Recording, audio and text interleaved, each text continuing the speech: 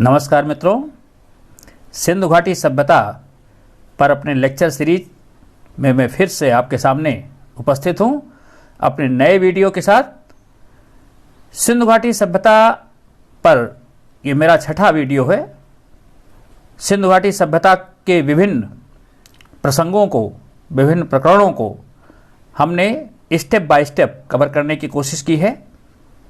निसंदेह जिन हमारे साथियों ने पिछले वीडियो नहीं देखे हैं वो ज़रूर उनको देखेंगे, जिससे घटनाक्रम को कनेक्ट कर सकें और वो आपके लिए बहुत ही प्रासंगिक होगा, बहुत ही अच्छा होगा, क्योंकि संपूर्ण अध्याय इन वीडियोज में मैंने कवर किया है और प्रामाणिक और बृहद जानकारी देने का प्रयास किया है। आज हम आपके साथ चर्चा करेंगे भारत की जो प्राचीनतम सभ्यता है, सिंधु घाटी सभ्यता, उसका पतन क्यों हो गया। ऐसी उन्नत सभ्यता जिसका कि पतन अभी भी रहस्य है। इस रहस्य को हम जानने का प्रयास करेंगे, इसकी लिपि के बारे में जानने का प्रयास करेंगे। आइए हम चर्चा करते हैं। और वीडियो पर चर्चा करने से पहले मैं आप जो हमारे साथ पहले से हमारे जुड़े हुए विद्यार्थी हैं या जो नए आने वाले विद्यार्थी हैं, उनसे कहना चाहूँगा कि वीडियो आपको पसंद आए तो इसे ज़रूर लाइक करें, सब्सक्राइब करें, अपने मित्रों तक इसे शेयर करें। मेरा टेलीग्राम चैनल भी है, टेलीग्राम चैनल पर भी आप अपने प्रश्नों के उत्तर हमसे ले सकते हैं। बेल बटन को पुश करेंगे जिससे आने वाले वीडियोज आप तक पहुंचते रहेंगे और डिस्क्रिप्शन में इसका पीडीएफ भी आपके लिए उपलब्ध है।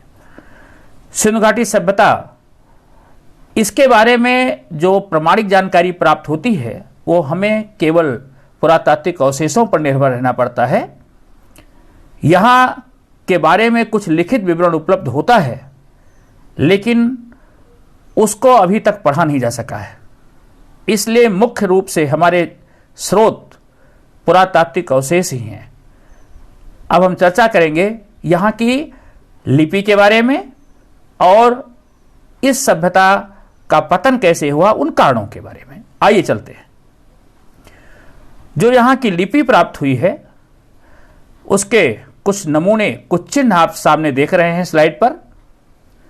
यहाँ की जो लिपि है वो पिक्टोग्राफ है, चित्र लिपि है, और ये लिपि अभी तक पढ़ी नहीं जा सकी है।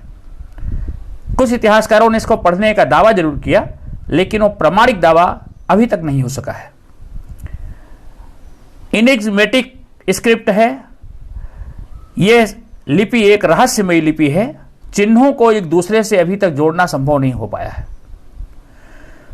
इस लिपि के नमूने हमें वहां से प्राप्त होने वाले जो तांबे के बर्तन हैं, तांबे के अस्त्र हैं, शस्त्र हैं, टूल्स हैं, कुछ मिट्टी के बने हुए जो घड़े हैं, उन घड़ों के अमठ पर कुछ कॉपर और टेराकोटा की जो सील्स हैं उन पर, ज्वेलरीज के ऊपर, हड्डियों पर ऐसे अक्षरों के नमूने, चिन्हों के नमूने प्राप्त होते हैं।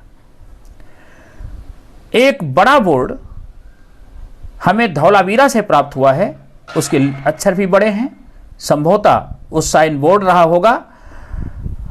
निसंदेह इस लिपि के अक्षरों को पढ़ने के लिए हमें इन्हीं स्रोतों पर निर्भर होना पड़ता है, किंतु दुख यह है कि अभी तक इसको पढ़ना संभव नहीं हुआ है। इस लिपि से संबंधित जो और फैक्ट हैं मैं उन्हें आपके सामने रख रहा हूं। सबसे बड़ा जो अभिलेख प्राप्त हुआ है वो 26 चिन्हों का है। ये वर्णमालीय लिपि नहीं है। इसमें जैसे आज की लिपि है, हमारी देवनागरी लिपि है या इंग्लिश अल्फाबेट है, उसमें वावेल या कॉन्सोनेंट होते हैं। इसमें एक चिन्ह के लिए एक ही संकेत का या एक ही चिन्ह का प्रयोग किया गया है। ऐसा स्वर या व्यंजन नहीं है।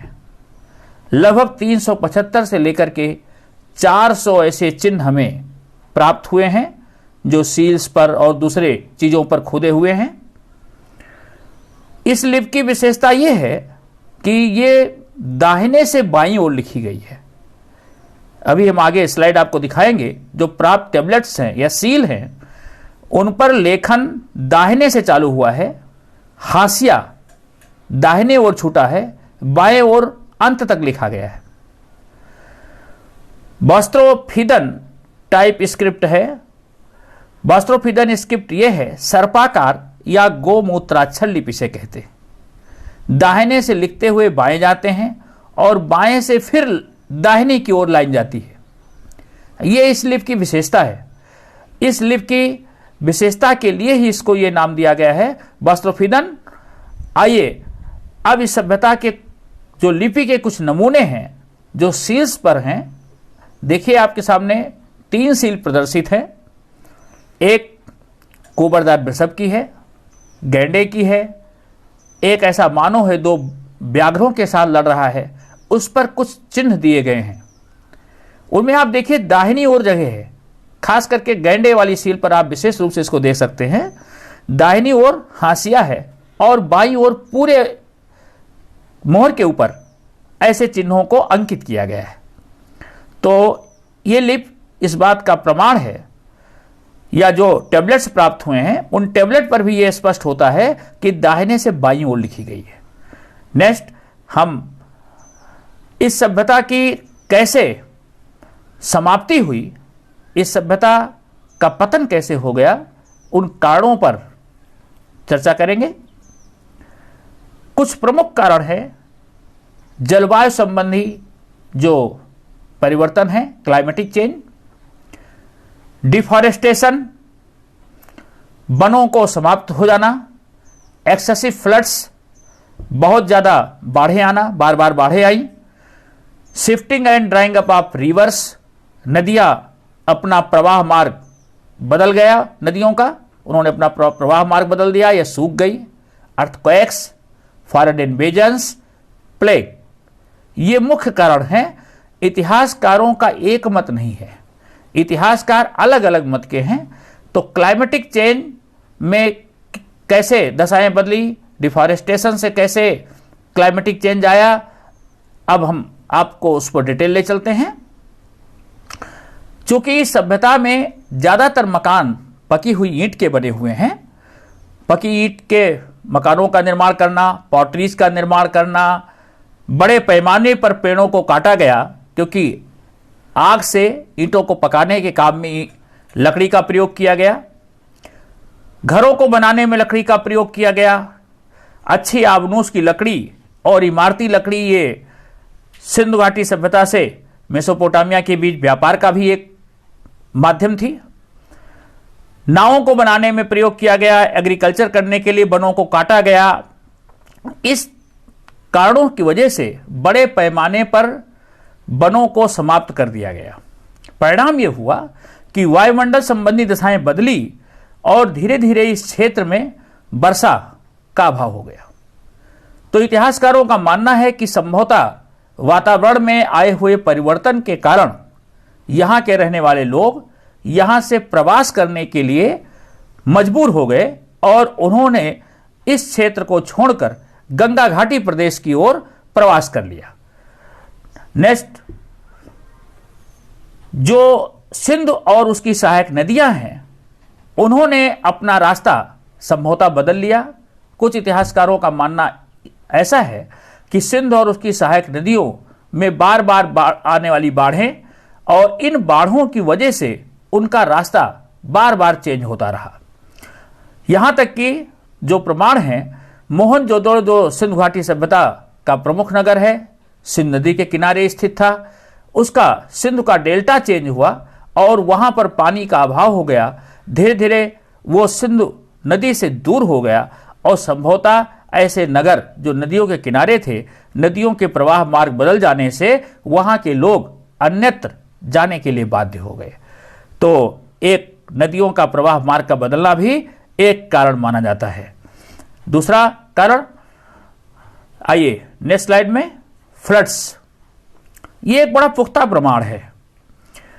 जॉन मार्शल, मिस्टर अर्नेस्ट मैके और एस.आर. राव जो पुरातत्ववेत्ता हैं, आर्कियोलॉजिकल सर्वे ऑफ इंडिया के डायरेक्टर्स भी रहे हैं, इन लोगों का मानना है कि बार बार आने वाली बाढ़ों के कारण इस सभ्यता के लोग इन स्थानों को छोड़ करके गंगा घाटी क्षेत्र की ओर पलायन कर गए।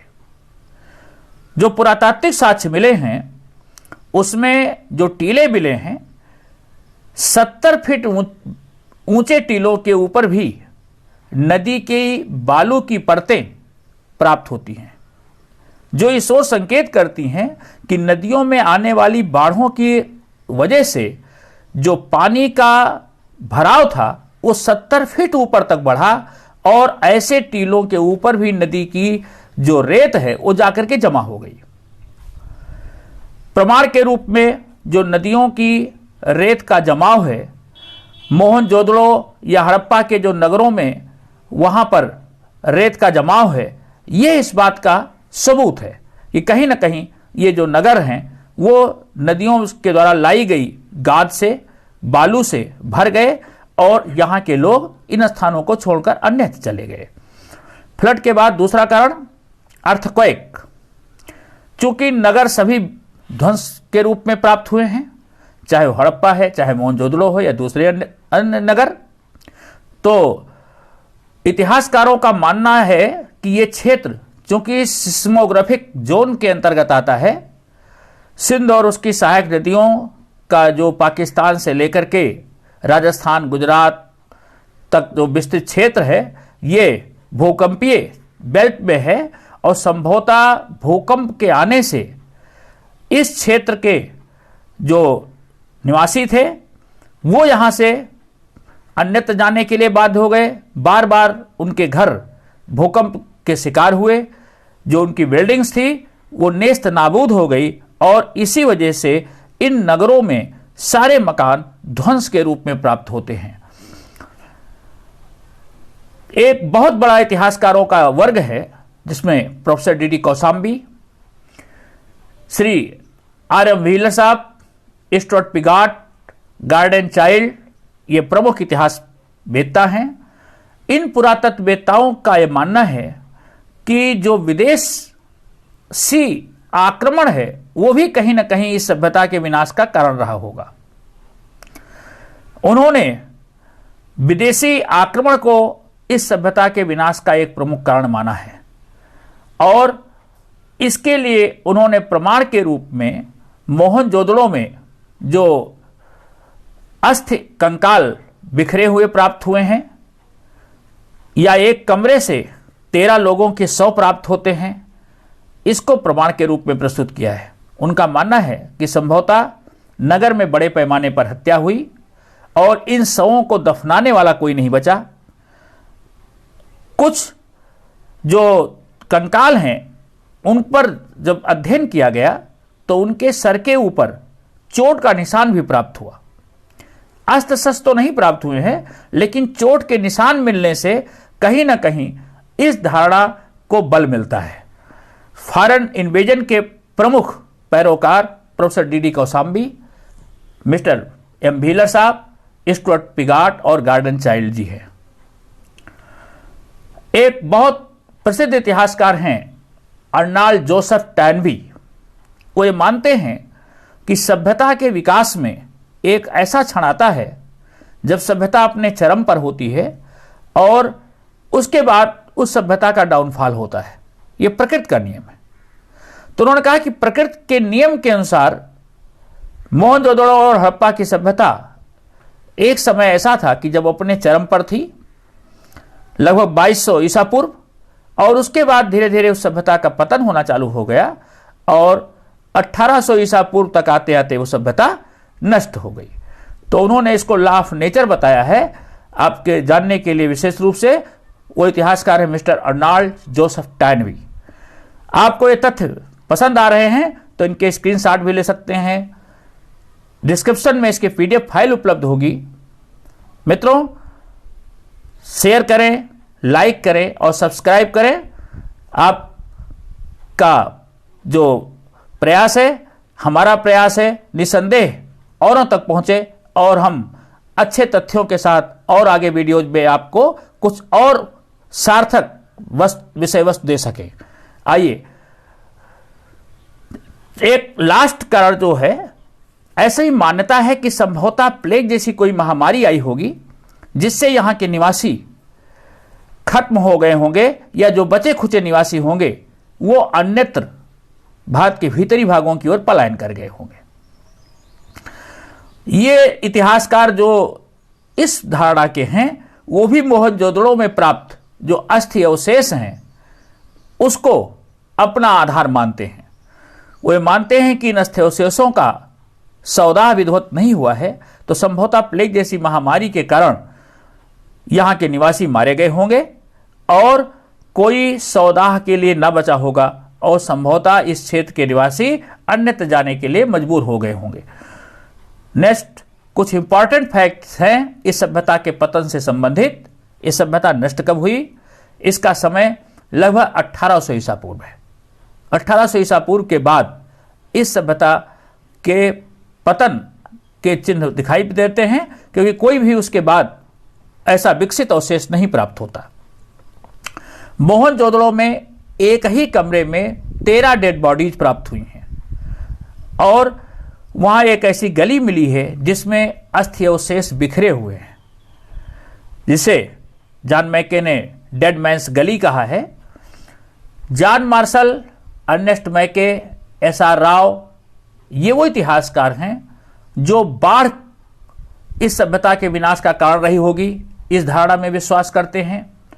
Garden Childe, R M. Wheeler, Stuart Piggott और डी.डी. कौशाम्बी विदेशी आक्रमण को इसका विनाश का कारण मानते हैं। मैं इन समस्त तथ्यों को आपके सामने प्रस्तुत कर रहा हूं, जिससे आगामी जो प्रतियोगी परीक्षाएं हैं, आपकी परीक्षाएं हैं, इन सारे एग्जाम्स में इन तथ्यों को आप विधिवत प्रतिपादित कर सकें, प्रस्तुत कर सकें और आप अपने करियर का, सुनहरे करियर का निर्माण करें। हमारी शुभेच्छा आपके साथ। छठा जो वीडियो सिंधु घाटी सभ्यता पर मैं आपको दे रहा हूं, निसंदेह एक समग्र अध्ययन के साथ इन 1 से लेकर के 6 वीडियोज को आप श्रृंखलाबद्ध क्रम में देखेंगे। समस्त विषय वस्तु आपके पास होगी। मैं आपके सुझाव, आपके विचार टेलीग्राम चैनल पर आमंत्रित करता हूं। एक बार फिर से लाइक और सब्सक्राइब करने के अनुरोध के साथ।